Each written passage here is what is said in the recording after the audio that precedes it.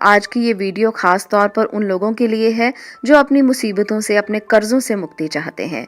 आज हम बात करने वाले हैं गजेंद्र स्तोत्र के पाठ के बारे में। श्रीमद् भागवत गीता के 3रे अध्याय में इसका आपको वर्णन मिल जाएगा। इस स्तोत्र में कुल 33 श्लोक दिए गए हैं जिनका जाप या पाठ करना बहुत महत्वपूर्ण है। इस स्तोत्र में एक हाथी का मगरमच्छ के साथ होते हुए युद्ध का वर्णन किया गया है।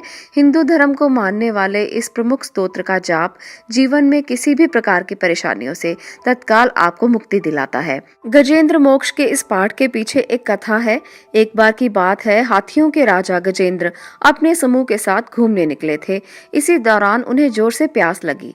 अपनी प्यास बुझाने के लिए वो एक विशाल तालाब के तट पर पहुंच गए, जहां पर जल ग्रहण किया। इसके बाद उस तालाब में मौजूद कमल के फूलों की खुशबू से वो मंत्रमुग्ध हो गए। वो सरोवर में जल क्रीड़ा के लिए उतर गए। इसी तालाब में मौजूद एक मगरमच्छ ने गजेंद्र यानी कि हाथी को अपने दांतों से उसके पैर को दबोच लिया।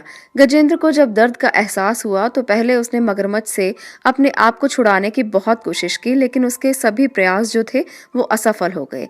इस बीच मौजूद अन्य हाथियों ने भी गजेंद्र को ग्रह के इस चंगुल से मुक्ति दिलाने का प्रयास किया, लेकिन सब नाकामयाब हुए।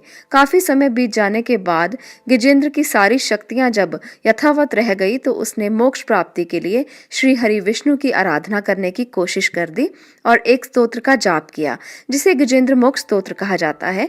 गजेंद्र के स्तोत्र पाठ से खुश होकर भगवान श्री विष्णु उस सरोवर में आते हैं और सुदर्शन चक्र से ग्रह यानी कि उस मगरमच्छ के सर को काट देते हैं। गजेंद्र मोक्ष की उत्पत्ति इसी प्रकार से हुई। भागवत गीता में ये सारे श्लोक आपको संस्कृत में मिलेंगे, परंतु आज इसका वर्णन मैं आपके साथ हिंदी में करूंगी ताकि आप भी ये जान सकें कि उस गजेंद्र ने कौन सी स्तुति की जिससे आप लोगों के सभी कष्ट हर सकते हैं। श्री हरि विष्णु आपके लिए भी उसी प्रकार से आ सकते हैं जिस प्रकार से गज के लिए अपना रूप लिया। आप लोगों को भी इस गजेंद्र मोक्ष की जरूर स्तुति करनी चाहिए। इससे कर्जों से मुक्ति मिलती है, इससे समस्याओं से मुक्ति मिलती है। छोटा सा ये पाठ आपके जीवन को बदल सकता है। चलिए जानते हैं कि शुकदेव ने क्या कहा। बुद्धि के द्वारा पिछले अध्याय में वर्णित रीति से निश्चय करके तथा मन को हृदय देश में स्थिर करके वो गजराज अपने पूर्व जन्म में सीख कर कंठस्थ किए हुए सर्वश्रेष्ठ और बार बार दोहराने योग्य इस स्तोत्र का पाठ करने लगा, जिनके प्रवेश करने पर चेतना पाकर ये जड़ शरीर और मन सभी चेतन बन जाते हैं। ओम शब्द के द्वारा लक्षित और संपूर्ण शरीर में प्रकृति और पुरुष रूप में प्रविष्ट हुए उन सर्व समर्थ परमेश्वर को मन ही मन नमन करते हैं, जिनके सहारे ये विश्व टिका है, जिनसे ये निकला है, जिन्होंने इसकी रचना की है और स्वयं ही इसके रूप में प्रकट हैं, फिर भी इस दृश्य जगत से एवं इसकी कारणभूता प्रकृति से सर्वथा परे और श्रेष्ठ हैं। उन अपने आप बिना किसी कारण के बने हुए भगवान की मैं शरण लेता हूँ। अपने संकल्प शक्ति के द्वार अपने ही स्वरूप में रचे हुए और इसीलिए सृष्टि काल में प्रकट और प्रलय काल में उसी प्रकार अप्रकट रहने वाले इस शास्त्र प्रसिद्ध कार्य कारण रूप जगत को जो अकुंठित दृष्टि होने के कारण साक्षी रूप से देखते रहते हैं, उनसे लिप्त नहीं होते, वे चक्षु प्रकाशकों के भी प्रकाशक प्रभु मेरी रक्षा करें। समय के प्रवाह से संपूर्ण लोकों के और ब्रह्मादि लोकपालों के पंचभूत में प्रवेश कर जाने पर तथा पंचभूतों से लेकर महत्व पर्यंत संपूर्ण कारणों के उनकी परम करुणा रूप प्रकृति में लीन हो जाने पर उस समय दुर्गय तथा अपार अंधकार रूप प्रकृति ही बच रही थी। इस अंधकार के परे अपने परम धाम में जो सर्वव्यापक भगवान सब और प्रकाशित रहते हैं, वे प्रभु मेरी रक्षा करें। भिन्न भिन्न रूपों में नाट्य करने वाले अभिनेता के वास्तविक स्वरूप को जिस प्रकार साधारण दर्शक नहीं जान पाते, उसी प्रकार सत्व प्रधान देवता और ऋषि भी जिनके स्वरूप को नहीं जानते, फिर दूसरा साधारण जीव तो जान ही कैसे सकता है, वर्णन कैसे कर सकता है। वे दुर्गम चरित्र वाले प्रभु मेरी रक्षा करें। आसक्ति से सर्वदा छूटे हुए संपूर्ण प्राणियों में आत्म बुद्धि रखने वाले, सबके अकारण हितु एवं अतिशय साधु स्वभाव मुनिगण, जिनके परम मंगलमय स्वरूप का साक्षात करने की इच्छा से वन में रहकर अखंड ब्रह्मचर्य आदि अलौकिक व्रतों का पालन करते हैं, वे प्रभु मेरी रक्षा करें। वे प्रभु ही मेरी गति हैं। जिनका हमारी तरह कर्मवश ना तो जन्म होता है और ना जिनकी द्वारा अहंकार प्रेरित कर्म ही होते हैं, जिनके निर्गुण स्वरूप का ना तो कोई नाम है ना ही रूप है, फिर भी समयानुसार जगत की सृष्टि और प्रलय के लिए स्वेच्छा से जन्म आदि को वो स्वीकार करते हैं। उन अनंत शक्ति संपन्न परम ब्रह्म परमेश्वर को नमस्कार है। उन प्राकृत आकार रहित एवं अनेकों आकार वाले अद्भुत कर्मा भगवान को बारंबार नमस्कार है। स्वयं प्रकाश एवं सबके साक्षी परमात्मा को नमस्कार है।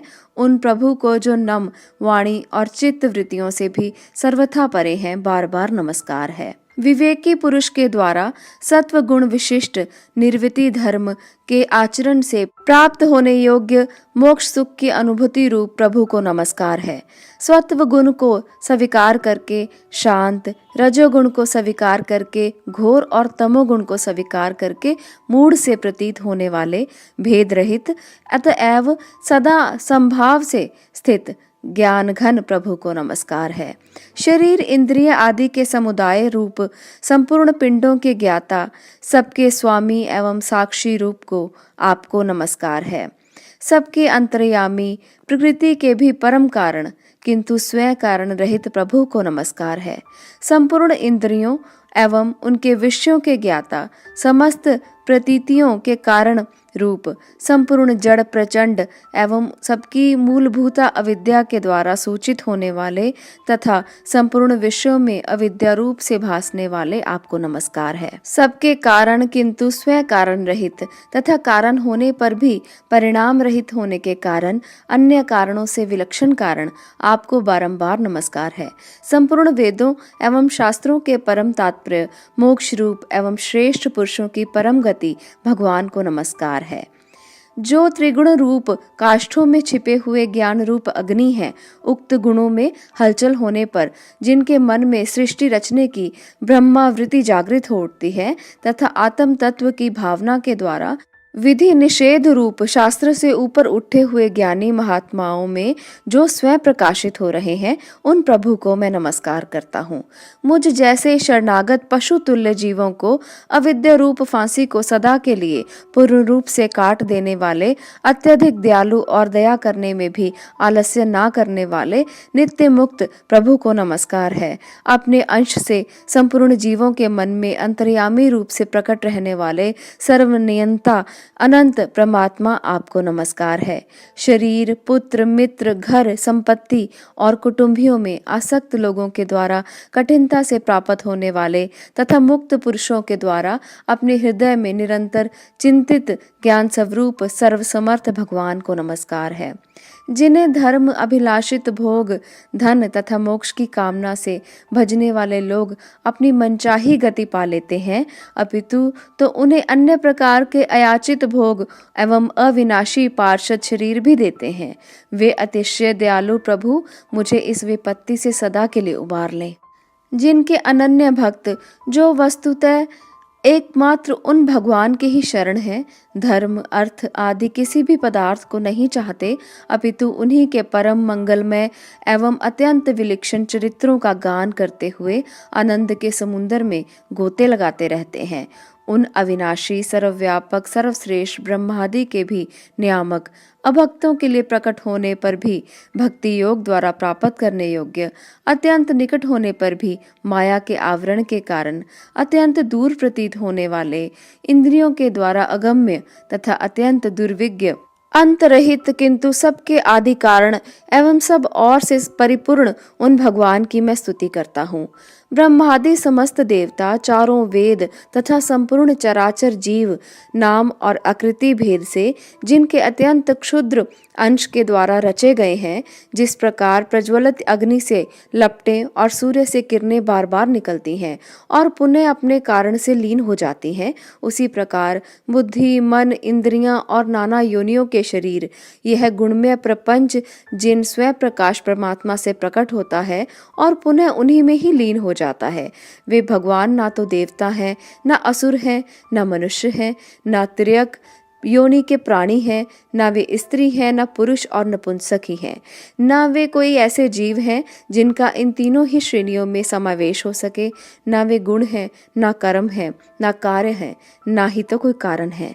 सबका निषेध हो जाने पर जो कुछ बच रहता है वही उनका स्वरूप है। वे ही सब कुछ हैं। ऐसे भगवान मेरे उद्धार के लिए आविर्भूत हों। मैं इस ग्रह के चंगुल से छूटकर जीवित नहीं रहना चाहता, क्योंकि भीतर और बाहर सब ओर से अज्ञान से ढके हुए इस हाथी के शरीर से मुझे क्या लेना है। मैं तो आत्मा के प्रकाश को ढक देने वाले उस अज्ञान की निर्वृत्ति चाहता हूँ, जिसका कालक्रम से अपने आप नाश नहीं होता, अपितु भगवान की दया से तथा ज्ञान के उदय से होता है।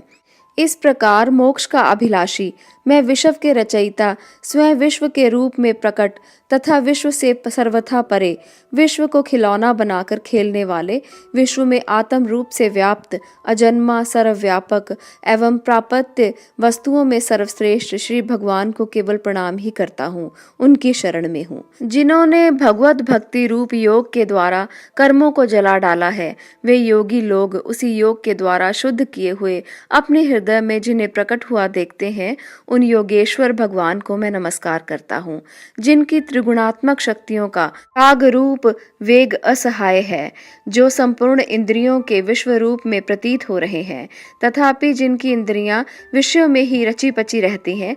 ऐसे लोगों को जिनका मार्ग भी मिलना असंभव है, उन शरणागत रक्षक एवं अपार शक्तिशाली आपको बार बार नमस्कार है।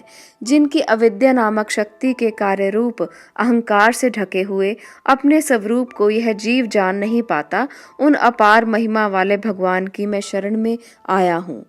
जिसने पूर्वोक्त प्रकार से भगवान के भेद रहित निराकार स्वरूप का वर्णन किया था, उस गजराज के समीप जब ब्रह्मा आदि कोई भी देवता नहीं आए, जो भिन्न भिन्न प्रकार के विशिष्ट विग्रहों को ही अपना स्वरूप मानते हैं, तब साक्षात्कार श्री हरि, जो सबके आत्मा होने के कारण सर्वदेव स्वरूप हैं, वहां प्रकट हो गए। गजराज को इस प्रकार से दुखी देखकर तथा उसके द्वारा पड़ी हुई स्तुति को सुनकर सुदर्शन चक्रधारी भगवान इच्छानुरूप वेग वाले गरुड़ जी की पीठ पर सवार होकर करते हुए देवताओं के साथ तत्काल उस स्थान पर पहुंच गए जहां वो हाथी था। सरोवर के भीतर महाबली ग्रह के द्वारा पकड़े जाकर दुखी हुए उस हाथी ने आकाश में गरुड़ की पीठ पर सवार चक्र उठाए हुए भगवान श्री हरि को देखकर अपनी सूंड को, जिसमें उसने पूजा का एक कमल का फूल रखा हुआ था, ऊपर उठाया और बड़ी ही कठिनाई से सर्वपूज्य भगवान नारायण आपको प्रणाम है, ये वाक्य कहा।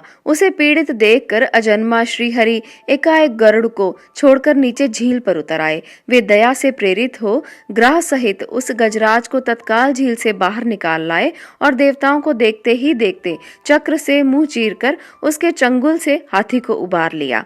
हिंदू धर्म शास्त्रों के अनुसार जब आप किसी भयंकर मुसीबत में फंस जाएं, तो गजेंद्र मोक्ष के पाठ करने से भगवान विष्णु आपको उस मुसीबत से बाहर निकाल लेंगे, जिस प्रकार से उन्होंने गजेंद्र नाम के गज को मगरमच्छ के मुंह से बाहर निकाल लिया। गजेंद्र मोक्ष स्तोत्र का ये पाठ सबसे अच्छा तब रहता है जब सूर्योदय से पूर्व स्नान करके पूर्व की ओर मुख करके किया जाए। इस मोक्ष का पाठ जो है वो आप करें और आप लोगों के जीवन में जो भी समस्याएं हैं, आपको सबसे मुक्ति मिलेगी। खासकर ये जो पाठ है, इसको करने से कर्जों से मुक्ति मिलती है, ये माना जाता है। तो इसलिए जिस व्यक्ति पर भी बहुत अधिक कर्जा है, वो गजेंद्र मोक्ष के इस पाठ को जरूर करें।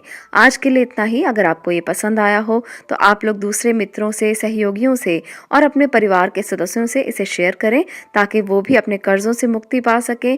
इस छोटे से पाठ से अगर आपको किसी भी तरह की राहत मिलती है तो ये बहुत अच्छी बात है। तो इस पाठ को जरूर करें। आप लोगों का इस वीडियो को देखने के लिए बहुत बहुत धन्यवाद।